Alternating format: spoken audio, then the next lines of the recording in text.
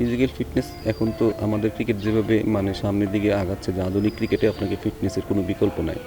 একটা সময় ছিল আমি যখন জাতীয় দলের সাথে ছিলাম তখন আমরা কিন্তু ফিটনেস নিয়ে খুব বেশি কাজ করতাম না, তো স্কিলের ব্যাপারে আমরা খুব চেষ্টা করতাম। বাট এখনকার যুগে প্রত্যেকটা প্লেয়ারকে কিন্তু কোনো প্লেয়ারকে আমাদের বলতে হয় না যে তুমি জিমে যাও, তুমি ট্রেনারের কাছে যাও। সবাই তাদের খেলা সম্পর্কে অনেক সচেতন, কারণ আপনি তো আপনার হাত পা যত ভালো চলবে, আপনার শরীর যত ভালো চলবে, আপনি তত ভালো প্লেয়ার হবেন।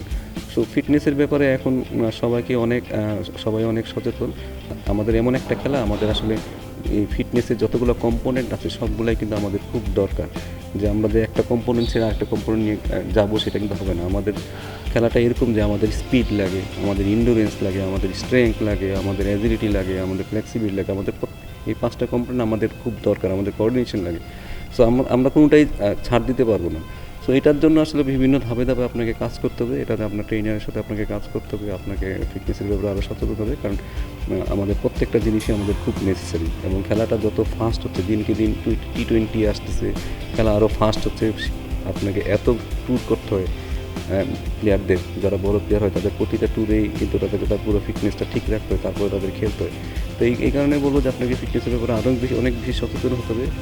শারীরিক সক্ষমতা যত ভালো হবে, আপনি তত ভালো খেলতে পারবেন। আপনার ফিট ভালো মুভ করবে, আপনার শরীর ভালো মুভ করবে, আপনি আরও বেশি দিন ক্রিকেট খেলতে পারবেন। এখন এই ফিটনেসের ব্যাপারে আসলে কাউকে এখন উপদেশ দিতে হয় না, এখন এটা একেবারে নেসেসারি, এবং এর জন্য সবাই কিন্তু অনেক কাজ করছে।